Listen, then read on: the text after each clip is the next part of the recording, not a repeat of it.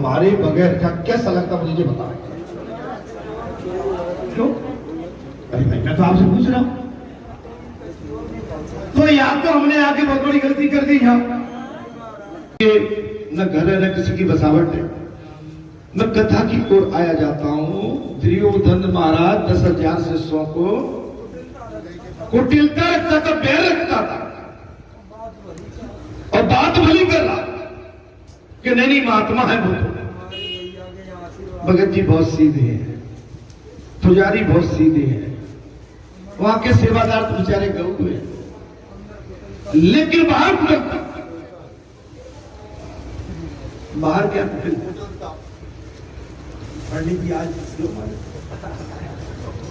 पंडित नहीं महाराज तुम्हारी जब गल नहीं आज पंडित जी फंसी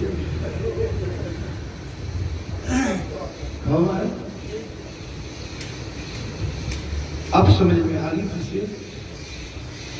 अगर जो सत्य मार्ग में चल रहा है वो फंसा हुआ है तो भगवान उसको निकाल ले जाएंगे।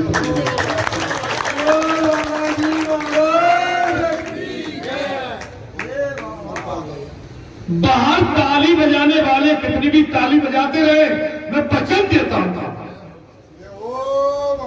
अगर वो निष्ठावान सत्य मार्ग पर चलने वाला है तो वो महाजाल में से भी निकल के पार हो जाएगा।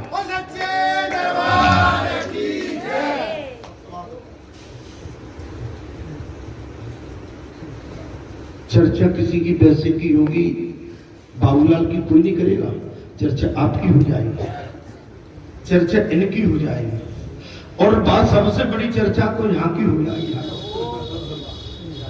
नहीं आई तो कभी मन को मलिन नहीं आलू अपने आप को। एक बात बताओ, आपकी स्वयं की नीति में अगर खोट है तो मैं कहता हूं कि आप कितने भी अपने सहयोगी लगा दो, आपको कोई बचा नहीं सकता। क्या पुजारी मैंने क्या बोला? आपकी नीति जहां क्या चल रहा है, दुर्योधन की कुटिलता। बोले मेरा बड़ा भैया महात्मा है, और जाके एक काम करो, दुर्वासा को खुश कर लिया कि जाके वन में पहुंच जाओ, 10,000 शिष्यों को ले जाके उनके अतिथि बन जाओ, मेहमान बन जाओ। अब पांचों पांडव अपने दिन काट रहे हैं, खाने के लिए कुछ भी नहीं।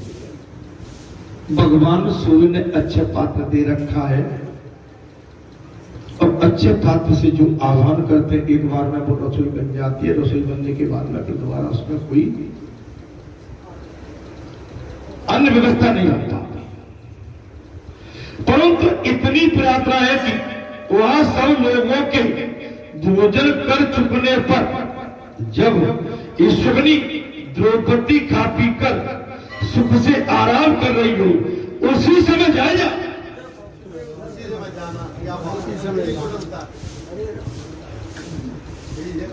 माने दुर्योधन ने जी बता दिया, बोले महाराज आप एक काम करना, पांचों पांडव खा जाएं, और जब द्रौपदी खा लेना महाराज, वो आराम कर रही हो, उसके बाद आप जाइएगा। दुर्योधन ने दूत खल मंडली महाराज, दूत खंड मंडली सलाह से यह सोचा कि द्रौपदी के खा चुकने पर उस दिन के लिए सूर्य के दिए हुए पात्र से अब और कुछ नहीं प्राप्त हो।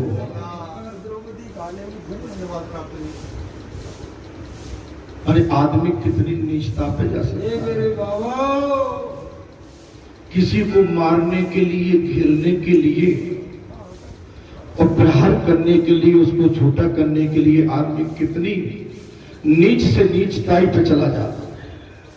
और कह दिया इससे उत्पन्न स्वभाव दुर्वासा पांडवों को साफ देकर भस्म कर डालेंगे, और इधर महाराज इस प्रकार सहज में ही अपना काम बन जाएगा।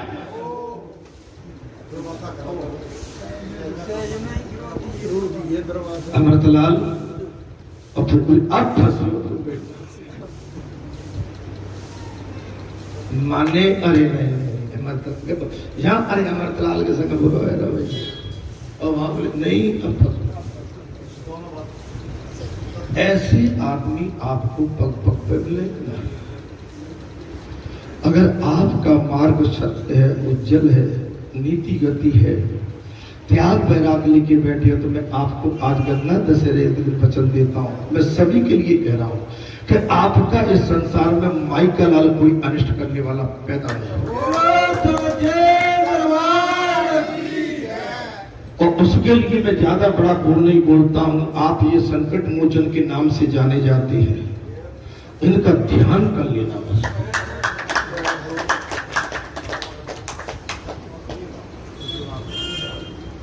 और आप ही मार्ग में कांटे में जाके बैठी हो, खुद कोई नहीं बचा सकता।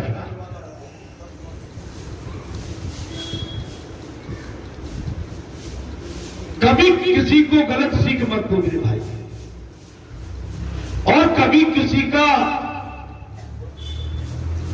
माने आपने कई एहसान इधर उधर से ले भी लिया विशेष, माने ये तो अपनी पंचमंडली है और क्षेत्र अपना भी है, लेकिन इधर से कहीं तो वो भी आपको भारी पड़ जाएगा।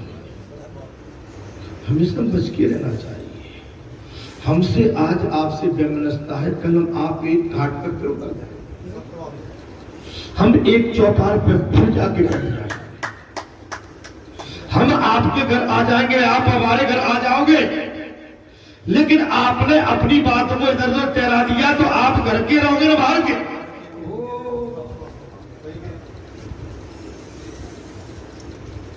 कोई कथा तुझी कह रही है, अपनी बात को अपने पास। मेरा आपसे जिंदगी दिनों दिन कहां तक बात सोच रही महाराज, बोले अपना तो काम सहज में हो जाएगा, श्राप से नहीं छूटेगा। सरल हृदय दुर्वासा दुर्योधन के इस कपट को नहीं समझ सके, इसलिए वे उनकी बात मानकर पांडवों के महाराज काम गमन वन में जा। कपटी कौन था? दुर्योधन। और दुर्वासा सरल भाव के थे उस समय। देखो क्या समझा है, लेकिन दुर्योधन के कपटपूर्ण मत समझकर 10,000 शिष्यों को वन में लेके जा पहुंचे। पांडव द्रौपदी सहित भोजन कर्मों से निवृत्त होकर मारे सुख से बैठे हुए वार्तालाप करे।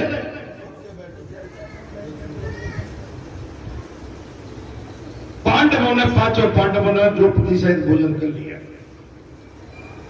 और सब सुख से बैठे हुए आपस में वार्तालाप कर ही रहे थे। इतने में 10,000 शिष्यों सहित दुर्वासा जी पहुंचा। इतने में दुर्वासा जी अपने 10,000 शिष्यों को लेकर पांडवों के पास वन में जा पहुंचे। महाराज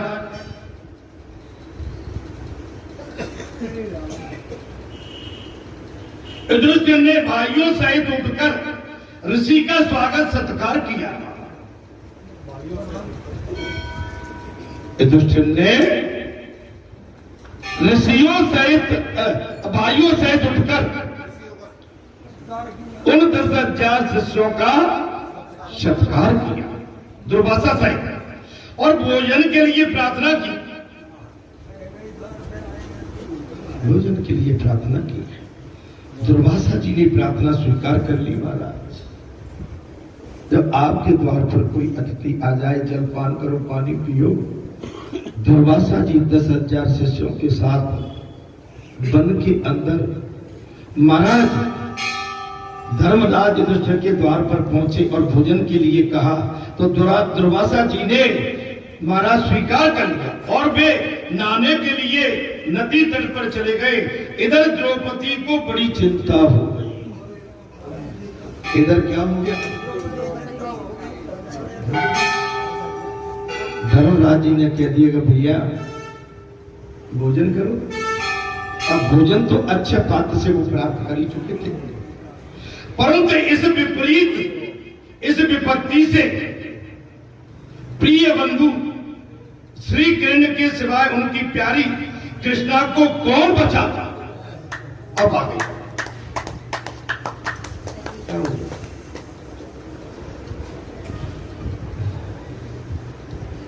महाराज, परंतु इस विपरीत परिस्थिति से प्रिय बंधु श्री कृष्ण से उस अपनी प्रिय बहन कृष्णा को कौन बचा सकता था? आपत्ति में तो भगवान ही खड़े होते हैं। अच्छा, ऐसा कौन नहीं है जिस पर आपत्ति न आई हो, जहां गिड़गिड़ाया ना हो? और आज जितने भी खड़े कह दो हमने भगवान से कुछ न मांगा है आज तक, न माना कुछ किया है। मुझे कोई खड़े होकर एक कह दो कि हमने आज तक कुछ नहीं मांगा, हमारा कोई कल्याण यहाँ से नहीं।